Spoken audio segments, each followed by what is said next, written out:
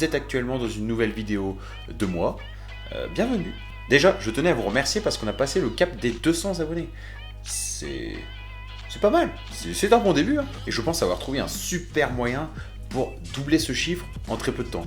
Il vous suffit, là, tous derrière votre écran, de séquestrer un de vos proches dans une cave bien humide et de le relâcher qu'une fois qu'il se sera abonné à ma chaîne. On dit qu'on fait ça? Allez, on passe à la vidéo. Bon, vous l'avez sûrement vu dans le titre, aujourd'hui j'aimerais parler avec vous des sports plutôt étranges qui sont pratiqués dans le monde.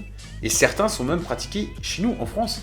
Et quand je parle de sport, j'oublie les activités traditionnelles de certains pays. Je préfère des pratiques avec des règles, bon, parfois obscures, mais des règles assez précises.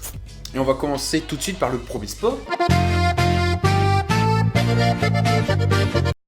Je vous présente le kabaddi.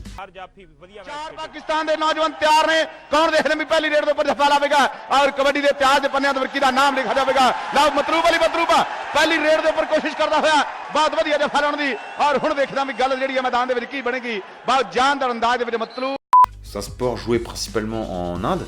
Le concept est super cool. Écoutez bien, le kabaddi c'est un sport d'équipe qui se joue par manche. Donc une équipe qui défend, elle est en chaîne, et un attaquant de l'adverse doit foncer sur l'équipe pour toucher un ou plusieurs adversaires. Mais juste comme ça, ce serait pas drôle. Pour ajouter un petit peu de piment à tout ça, le joueur qui attaque doit retenir sa respiration tout le long de la manche. Ouais, pourquoi avoir décrété cette règle, je ne sais pas. Donc voilà, là, avant de faire son petit saut, on a vu qu'il a fait un petit... Il prend sa respiration, il fonce. L'équipe adverse, d'une manière tout à fait virile. Je sais pas qu'est-ce qu'ils font. Regardez-le, il galère à tenir. Là, il a lâché sa respiration, je pense que c'est pour ça qu'il a perdu. Genre le mec était... Il allait crever, et puis en plus il doit se débattre. Bon. Si on doit analyser ce sport, je dirais que c'est un mélange entre le rugby, sans le ballon, et le catch. Ça donne le kabaddi. Ils sont fous ces Indiens. Ce sport, j'ai beaucoup moins envie de le pratiquer. C'est juste bizarre. Le beourt est un sport de combat impliquant l'utilisation d'armes et d'armures issues du Moyen-Âge. Définition simple, claire et précise.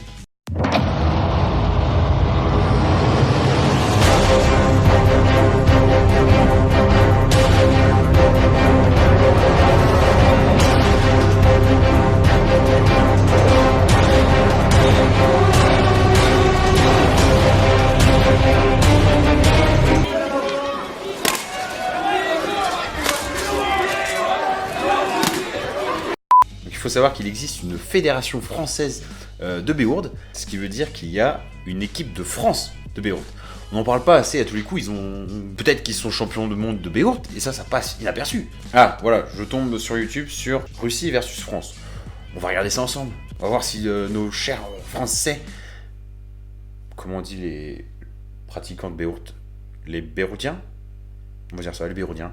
Est-ce que nos béroutiens français sont forts? Allez la France! D'un coup, le Moyen-Âge, ça me semble beaucoup moins épique là.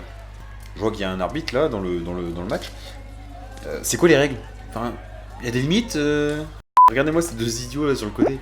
Ils se font un câlin. Mignon, c'est mignon ça. Pourquoi on fait la guerre?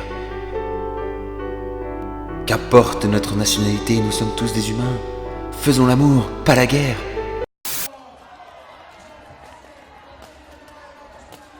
Putain, mais ce combattant, c'est un vrai fourbe, il arrive toujours par derrière, il hâte les mollets.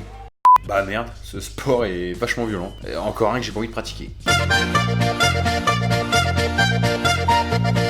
Ok, passons maintenant au chess boxing. Donc là, tout est dans le titre, hein, c'est un mélange de jeu d'échecs et de boxe. Oui, ils ont réussi à inventer un sport qui mélange jeu d'échecs et boxe.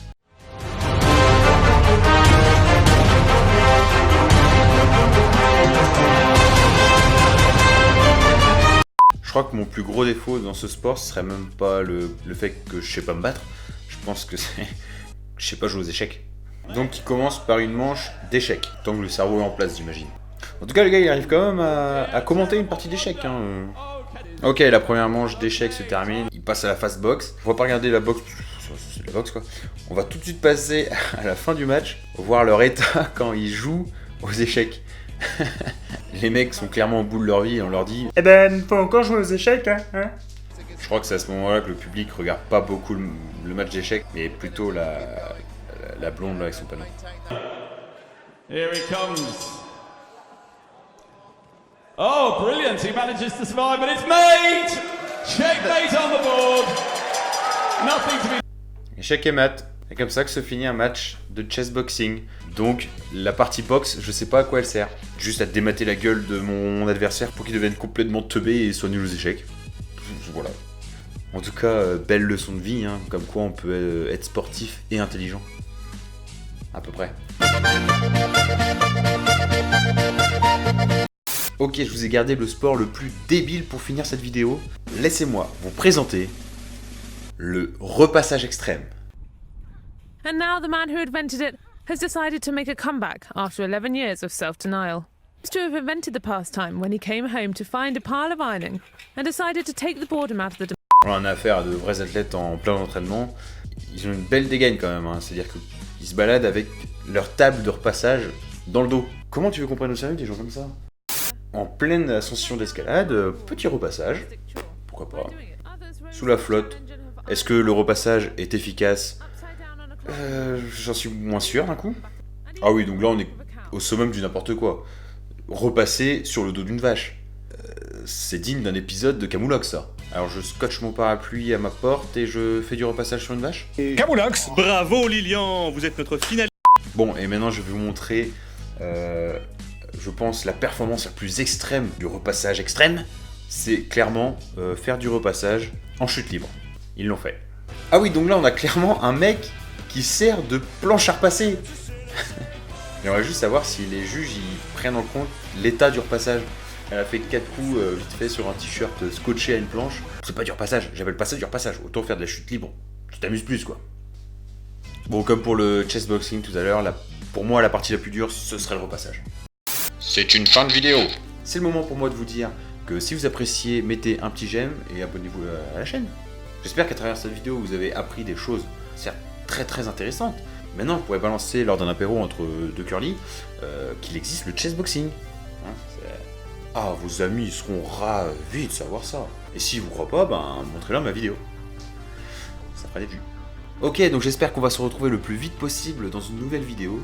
D'ici là, faites du sport, mais pas n'importe comment.